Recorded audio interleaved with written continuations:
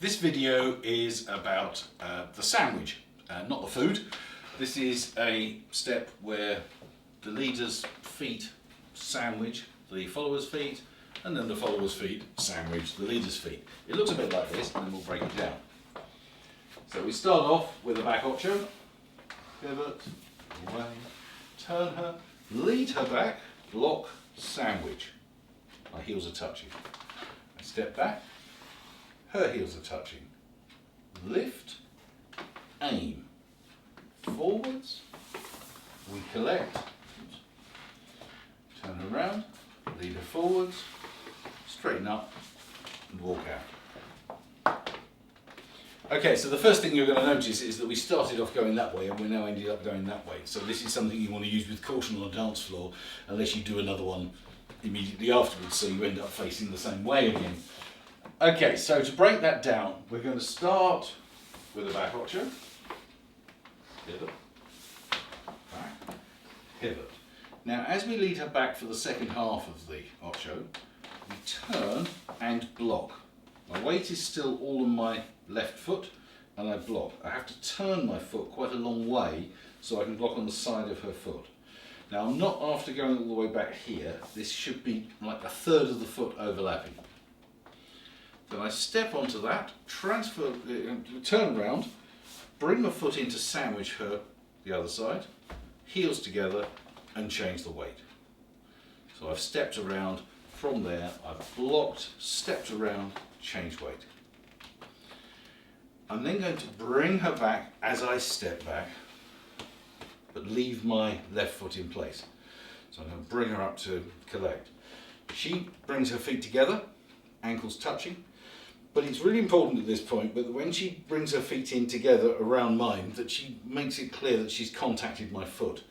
So what we don't want is a sort of vague, if you go back, a sort of vague, it's somewhere in the vicinity. Because the thing is, she might be doing some decorations, she might be doing some embellishments. And until I feel that connection, I don't know she's there.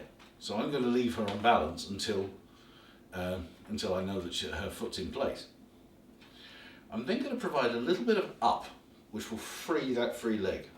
Followers, if you feel any up, which comes from the leader's frame, I don't lift like that. It's almost like breathing in.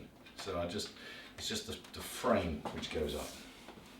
So if you feel any of that, keep your shoulders still, but the free leg lifts a little. I'm going to aim her past my right shoulder, then lead her into that space as I bring that foot back. Pivot her around, another half of an ocho, bring her back in front of me, and then we can walk out. Yeah, like I said, we were facing that way, and we're facing this way. So if we come back to the other way around again, the things to think about here. The ocho we covered in another video. Have a look at that one. As I turn her, I need to make sure I'm not leading her too far away, so she's not over there.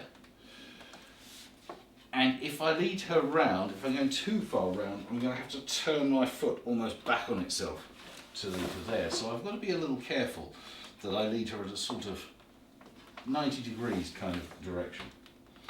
Step around, transfer the weight, bring the foot in. So my weight is now in position.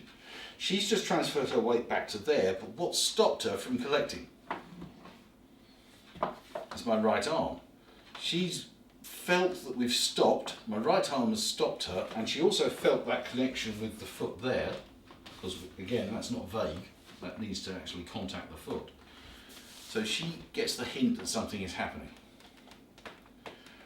When I step back, don't step back too far, otherwise this is going to turn into an off-axis lean.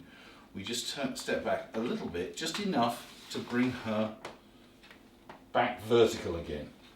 Followers, bring your feet together, connect either side of the leader's foot. And then lift, aim. And it comes from the chest. Look how much my hips aren't moving. Up, aim. Lead her forward, bring the feet together, pivot her around. lead her forward in front of me, pivot her back and walk out. So follower tips, make sure that when you come into the collection point you don't think, oh, we're ready to go, and just head off, because I'm still over there. There is a variation of this move, there are many variations of this move, but there's a variation that we do quite a lot that involves a projection and a step. So we're still going forwards. So it's important that you don't automatically, and off you go. Yeah. Leader tips.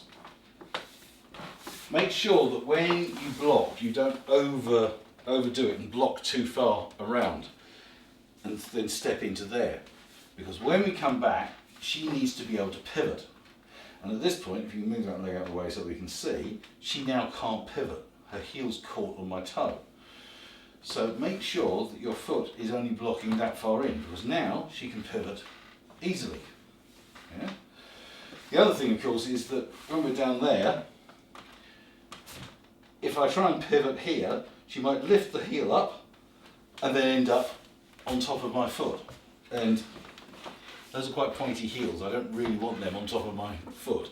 So keep the overlap to about a third of the foot, sort of big toe to big toe, or when you're around this side, big toe to little toe, sandwich and in. And stand up straight. If you're trying to create space, it becomes a lot harder because then the knees clash in the way. So another tip is that the leaders sometimes end up so far into the follower's space, yeah, that she has no chance of staying on axis and will probably run away. So make sure that you stay on upright, on axis, upright. You're still the slight lean forward, but you've not gone into her space. You're still here.